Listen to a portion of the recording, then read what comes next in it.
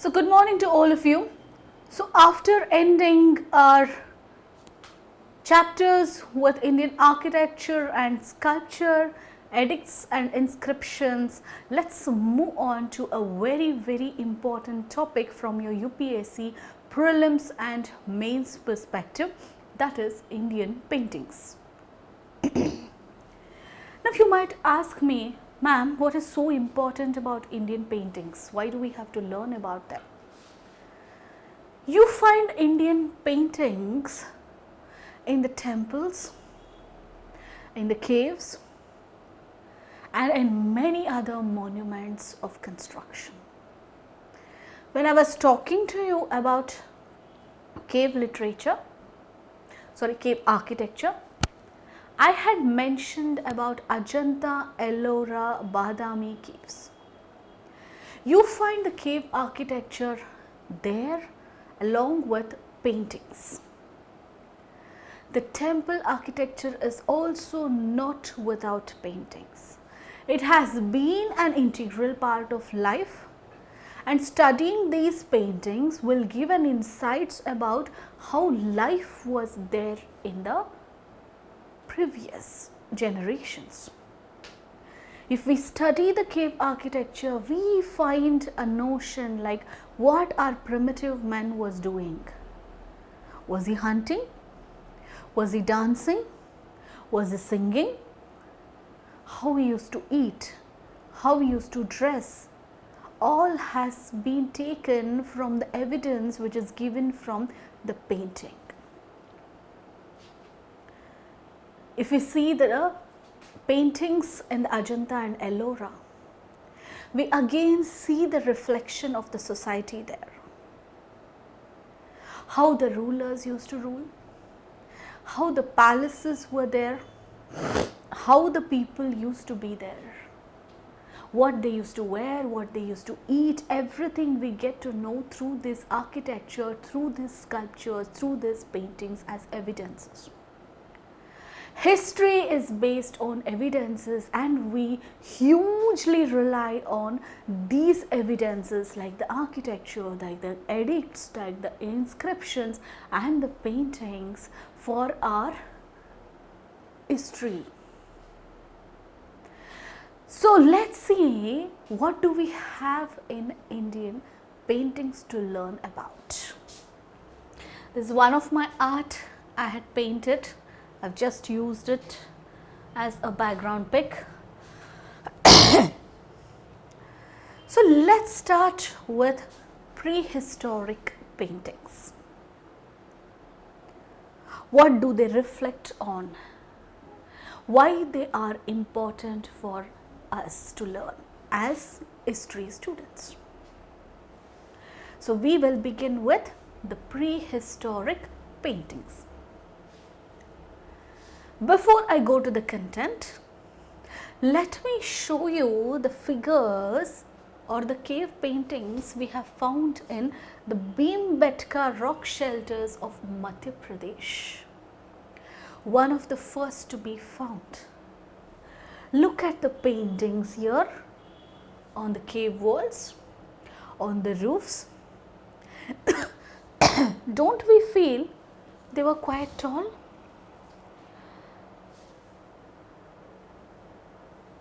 I am not able to zoom. Yes. Aren't humans being represented as stick forms? Are there animals? Are they using weapons? What colors might they have used? How they would have painted?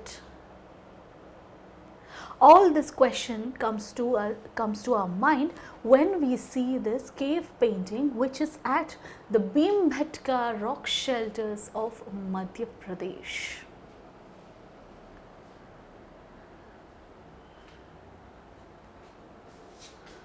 The earliest known Indian paintings can be dated to the prehistoric times, such as found in the places like Bhimbetka rock shelters of Madhya Pradesh. Bhimbetka rock shelters is not just one cave, it is a group of caves where you find the primitive man has just painted what he has seen, what he feels, what he imagines on the walls of the caves with the available materials. They used to use these caves as shelter from protection of danger, climate extremities, and as a place of rest. They used to live with a group of people together, and they used to do things with people together. So these people were the first ones from the prehistoric times, which we have found as evidence in the Bhimbetka rock shelters, which is in Madhya Pradesh, for our prehistoric paintings. Indian paintings can be broadly classified as murals, miniatures, and paintings on cloth. So what is murals? When I was explaining you about the Ellora and Ajanta caves, I told you about the mural paintings. They used to make the wall wet with a wet paste, and then they used to paint on the walls. Miniature paintings are small paintings of the bigger forms, and painting on the cloth. So we have broadly classified our Indian paintings as mural paintings, miniature paintings, and the paintings on cloth. So quickly, let's jump to the prehistoric paintings. This again taken from the Bhimbetka rock shelters of Madhya Pradesh. In India, the earliest paintings have been reported from the Upper Paleolithic times. So if you trace back to your history lessons, you have the Paleolithic period broadly classified into upper, lower, middle, and etc. Later, Chalcolithic, Mesolithic, etc. But in India, the most oldest primitive painting we have seen is the Upper Paleolithic time paintings, which we see in the Bhimbetka of Madhya Pradesh. The first discovery of rock paintings was made in India in the year 1867 to 68. Please remember who was ruling our country at that time. It was the British. During 1867 and 68, we discovered these first prehistoric paintings. And who discovered that? An archaeologist, Archibald Caille, 12 years before the discovery of Altamira in Spain. So 12 years before the discovery of Altamira cave paintings in Spain, we found prehistoric Upper Paleolithic paintings in our own country in Madhya Pradesh. The remnants of rock paintings have been found on the walls of the caves situated in several districts of Madhya Pradesh, which is now inhabited by the tribals, Uttar Pradesh, Andhra Pradesh, Karnataka, and Bihar. So you can say clearly from this, prehistoric men were existing in the locations of Madhya Pradesh, Uttar Pradesh, Karnataka, Bihar, and Andhra Pradesh region. So there we find the evidence of this prehistoric paintings.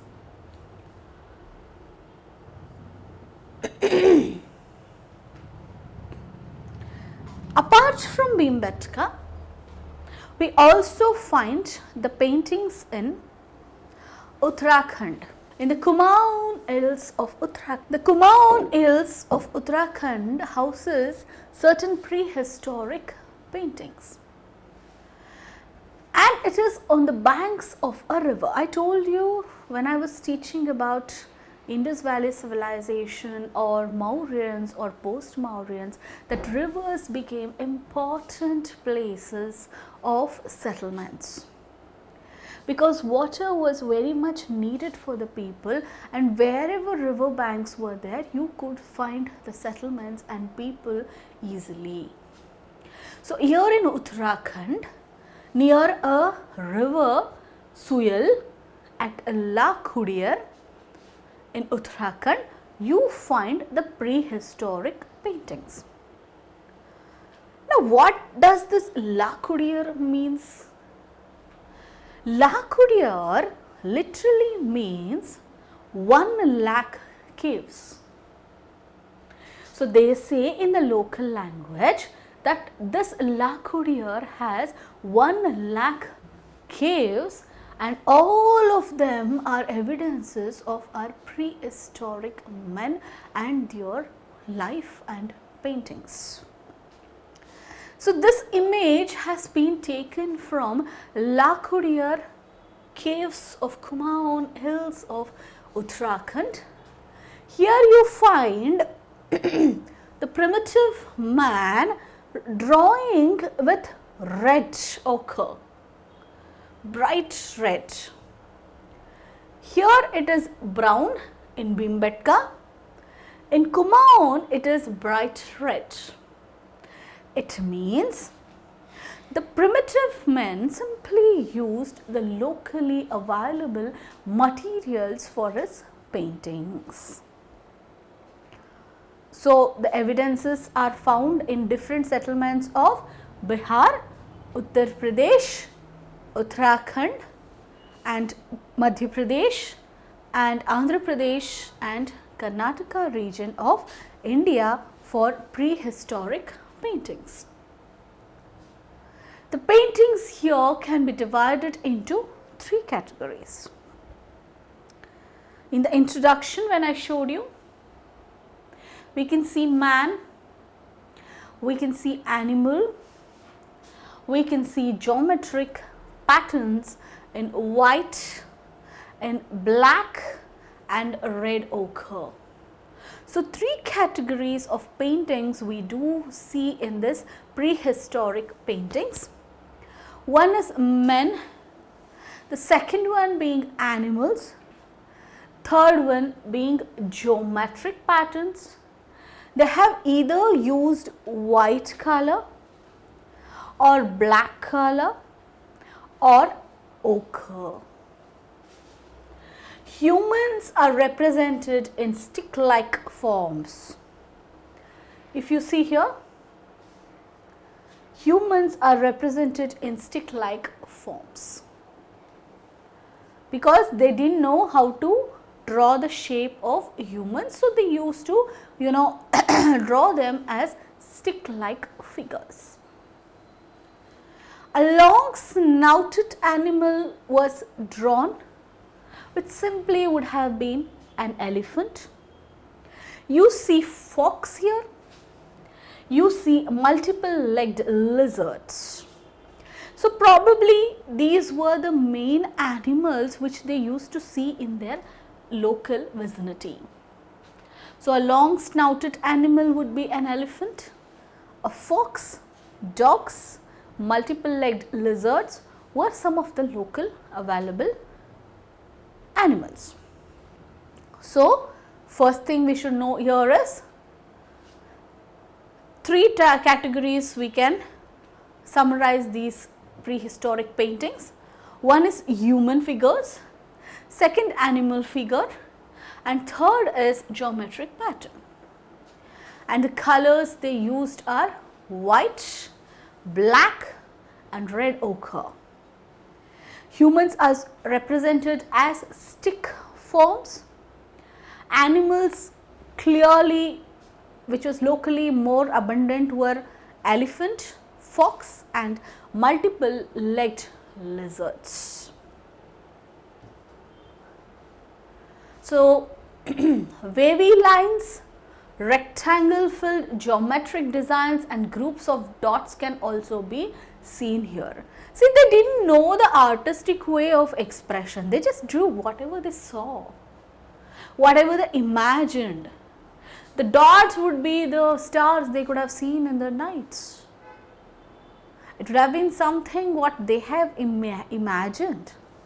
Wavy lines were there, some geometrical patterns they would have written, or whatever they used to think or see, they used to just draw there. One of the interesting scenes depicted here is of hand-linked dancing human figures, which is seen here in Kumaon hills of Uttarakhand. Please have a look at the image. You have people holding hands together and they are dancing. What do you infer from this? We just infer that people used to socialize, they used to live in groups together, and they used to dance and sing. Hold each other's hands and dance. So, dance was not there in the recent or the modern times, but it was there in the prehistoric times too. So, they used to hold hands, socialize, have gatherings and also dance and sing together. The granite rocks of Karnataka and Andhra Pradesh provided suitable canvases to the Neolithic man forest paintings. The granite walls of Andhra Pradesh and Karnataka were used as canvas by the Neolithic man to paint his observations, to paint his imaginations and fill in with his artistic decorations. There are several such sites, but more famous among them are Kupgallu, Piklihal and Tekal Kota. Remember people, there have been questions about these places in your prelims examination in match the following. Kupgallu, Piklihal and Tekal Kota. I have made my notes from the NCRTs, from the CCRT websites, from Nitin Singhania and others. So, you need not have to refer everything because I have culminated, simplified in my notes and brought it to you so that your work would be easier. Just remember the places and the points I have been mentioning so that it will be helpful for your examinations.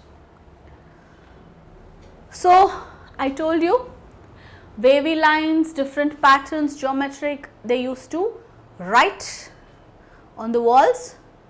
The granite walls became their canvases in Andhra Pradesh and Karnataka.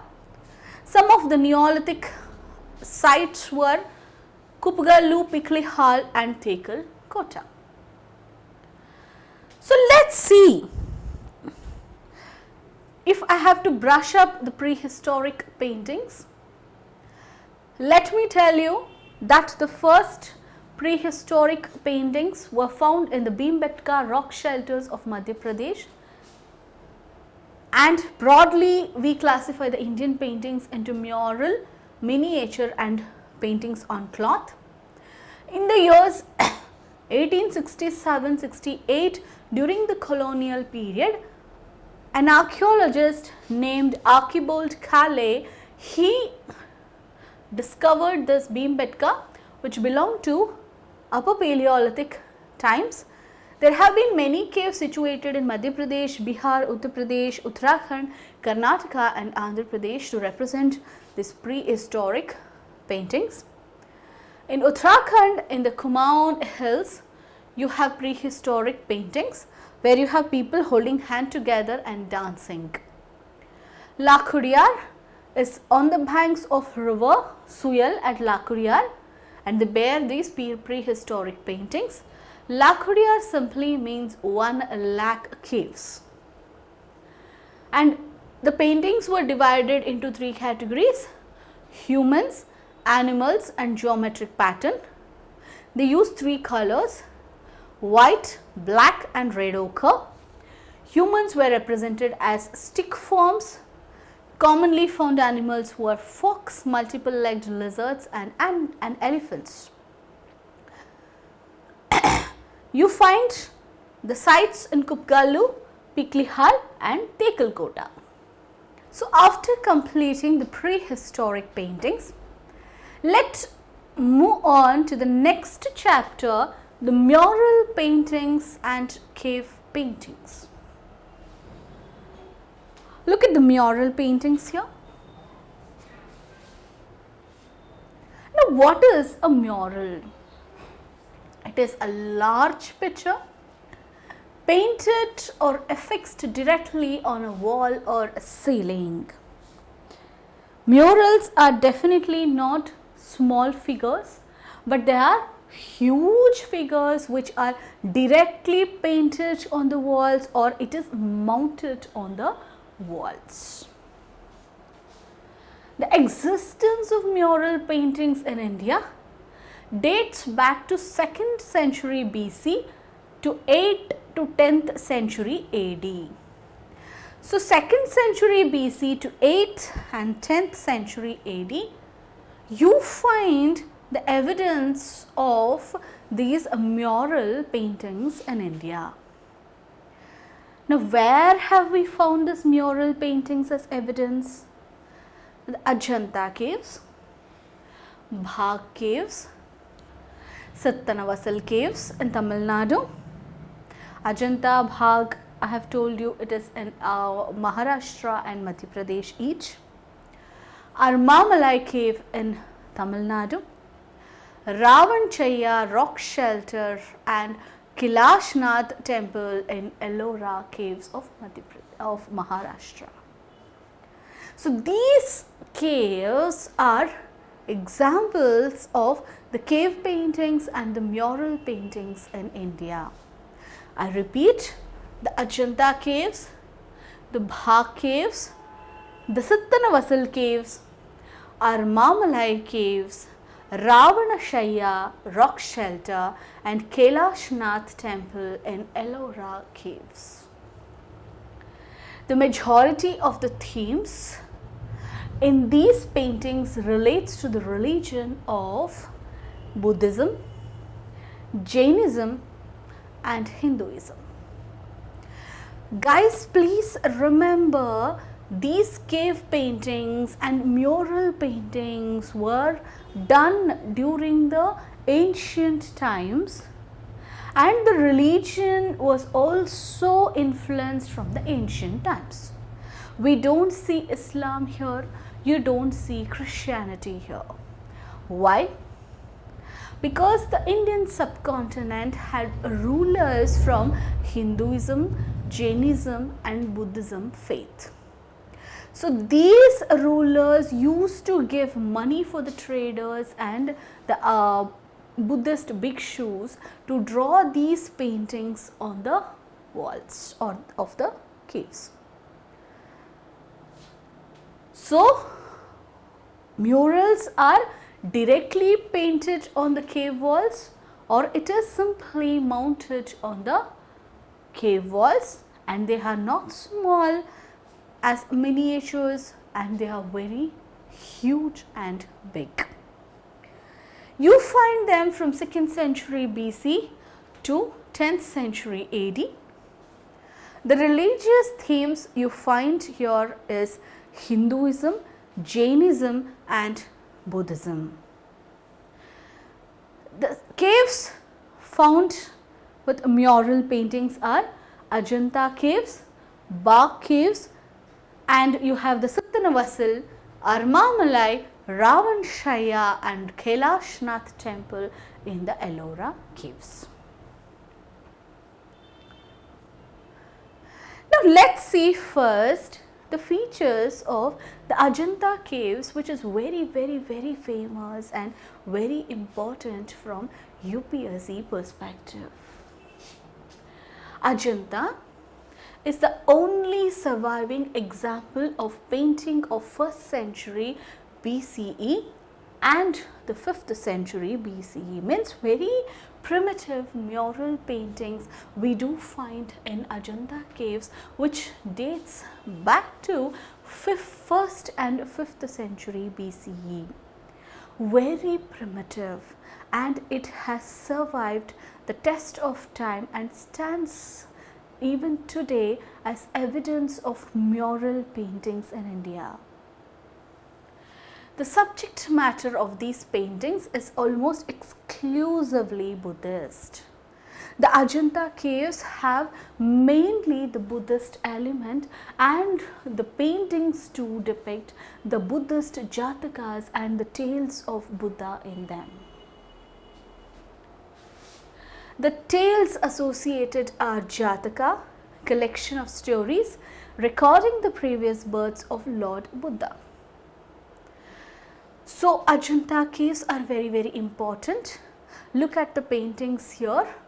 Look at the painting image, the elongated eyes, the detail they have given, the importance they have given for the detailing. Look at the protruded lips, the nose, the eyes, the forehead, the hairdo, and the colors used. So the earlier evidence is found in the Ajanta, which dates back from 1st century BCE to 5th century BCE, exclusively Buddhist. You find the tales of Jataka, Buddha collection of stories, and other stories of Buddha.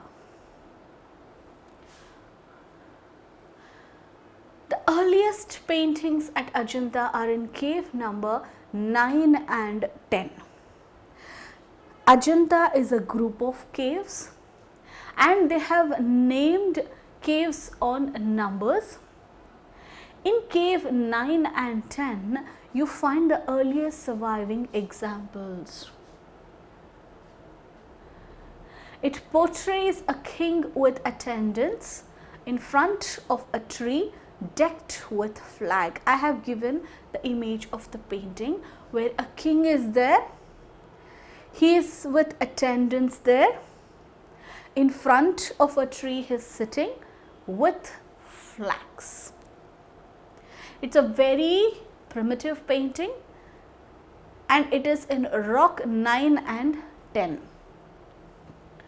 The king has come to the sacred Bodhi tree. The tree here in front of a tree means it is a Bodhi tree, a very sacred Bodhi tree for the Buddhists, for fulfilling some vow connected with the prince who is attending close to the king. So you find this painting in the left wall of cave 10 of your Ajanta caves. A very primitive painting, left wall of cave number 10 in Ajanta caves. Next painting you find here is a painting of Bodhisattva. A Bodhisattva is the one who helps others to attain the state of enlightenment. So, Bodhisattva Padmapani. Padmapani means Pani means hand. He is having a Padma or a lotus in his hand. Bodhisattva Padmapani is an exclusive mural painting in Ajanta cave, and it's one of the masterpieces of Ajanta painting executed in the late 6th century. It is in cave 1. The king attending with the attendants and the prince in front of Bodhi tree is on the cave 10th, and this Bodhisattva Padmapani is in cave number 1 of the Ajanta caves. This beautifully ornamented figure is more than life size and is shown stopping slightly and holding in his right hand a lotus flower. That's why the name Padmapani. In his right hand he holds a flower, a lotus flower. He is a Bodhisattva and he holds a flower in his hand, Padmapani. Look at the painting here. the crown is wearing, the eyebrows are joined together. Again, the elongated eyes. Look at his nose and protruding lips. The pearl necklace is wearing, and his robes, the clothes and the jewels is wearing, and the painting they have used. Have a clear look at the cave number 1, very famous painting, Bodhisattva Padmapani holding a lotus in his right hand.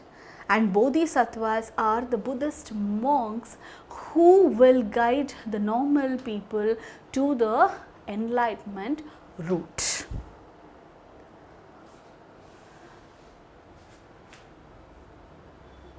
In cave number 17, painted probably in circa 6th century CE, is a painting representing Buddha's visit to the door of Yashoda's abode in the city of Kapilavastu, while she herself has come out with her son Rahula to meet the great king.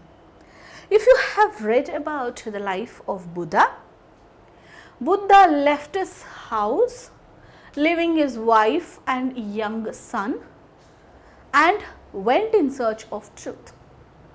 There is a story where it says Buddha has come to Kapilavastu again, and the Queen Yashoda with her son Rahul has come to meet Buddha. And that painting is engraved or painted in cave number 17 of Ajanta. A beautiful depiction of a feminine beauty is the painting of Maya Devi, who is the mother of Buddha. I am just giving you the paintings which are very famous in Ajanta caves of Maharashtra, exclusively Buddhist. We saw a woman, we saw Bodhisattva Padmapani, we saw a king attending with his prince to give some vow to the Bodhi tree. We are seeing an elephant, a baby pink elephant. I told you about a painting showing that Buddha has come to the doors of Kapilavastu, and wife Yashoda and her son Rahul has come to see Buddha. There is a beautiful painting of Buddha's mother Maya Devi, also painted in Ajanta caves. The pink elephant from cave number 17, belonging to 6th century AD, is from the same decorative painting and can be seen in detail. I have given you the picture of the pink baby elephant. There is also a painting of Indrasabha in the cave number 17. Look at the painting, how importance they have given in the detailing. Be it Bodhisattva Padmapani, be it the king attending with his attendants, or be it this figure. The elongated eyes, the eyebrows and the forehead and the jewels, protruded lips are the important features you have to remember.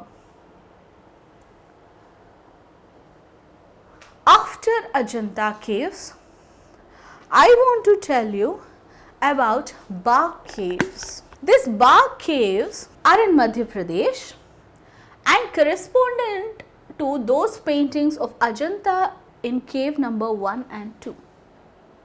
So you can infer that this also has influence of Buddhism. Ajanta is in Maharashtra, Bagh is in Madhya Pradesh. Stylistically, both belong to the same form, but Bagh figures are more tightly modelled and are stronger in outline. If you see the Ajanta figurines, they are not so strongly outlined. They are loosely outlined. But here it is strongly outlined. Look at the picture. They have given the strong borders. They have tightly modelled it. They are earlier and human than those of Ajanta. Ajanta is kind of, exaggerant. It shows heavenly figures. Bagh caves are more humanly.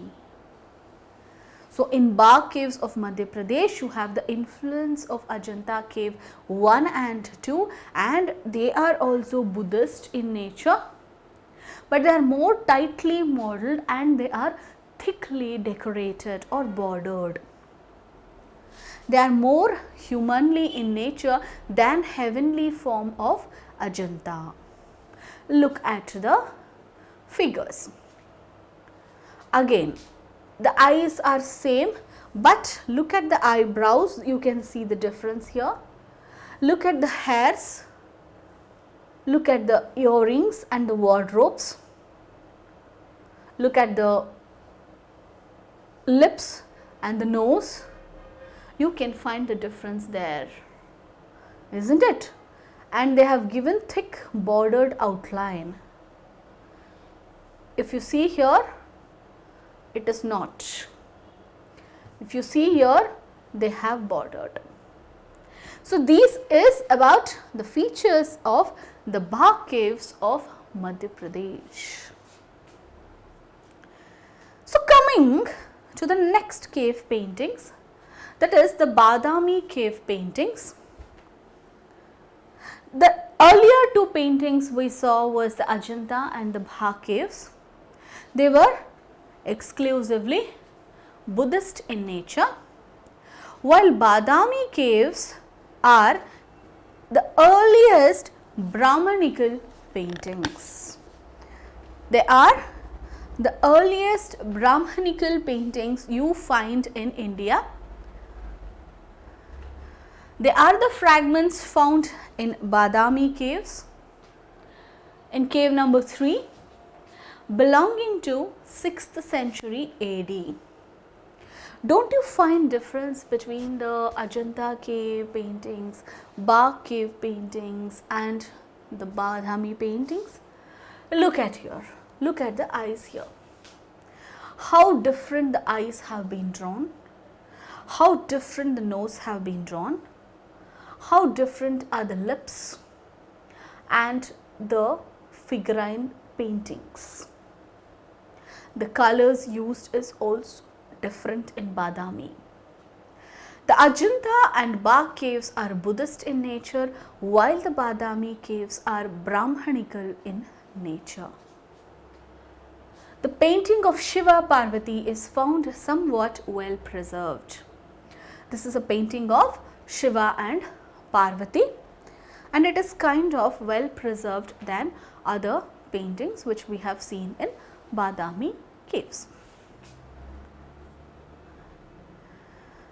Now the Badami caves is found in Karnataka.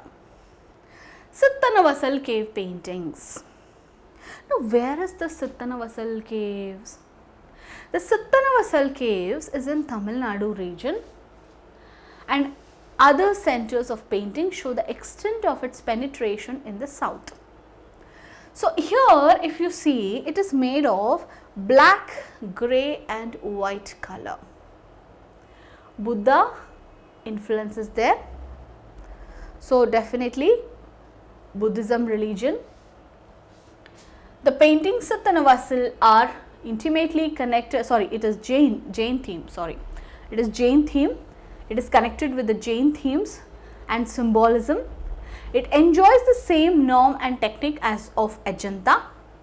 The contours of these paintings are finally drawn dark on a light red ground. So Sittanavasal caves are Jainism caves, Ajanta and Bagh are Buddhist caves, Badami caves are Brahmanical caves. In the Sittanavasal, you find the Jain themes and symbolism. You find the contours of these paintings firmly drawn dark on a light red ground. You can feel the similarities with the Ajanta paintings here too. Next comes the Ellora Cave paintings. Ellora again is in Maharashtra. Very famous caves, very famous for its mural paintings. You can see on the roofs and on the walls. If you see the Sittanavasal, you have red background and black color paintings. If you see in this Ellora Cave paintings, you have green, red, yellow, white and a mix of other colors, quite vibrant colors.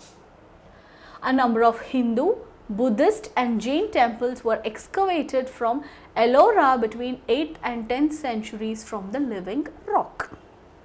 So, Ajanta and Bagh, Buddhist, Badami, Brahmanical, Sittanavasal, Jain and here Ellora, it is Hinduism, Jainism and Buddhism. The most impressive of this is Kailashnath temple. It's a freestanding structure, very famous. There is a BBC documentary on Kailashnath temple and it says that it is hard to believe that humans have constructed this Kailashnath temple. They say there is on the top of the Kailashnath temple, you can easily mount a satellite on the top of this Kailashnath temple. So, it says like humans alone is very impossible to construct this beautiful Kailashnath temple, and hence it should be constructed by aliens who would have landed on this temple.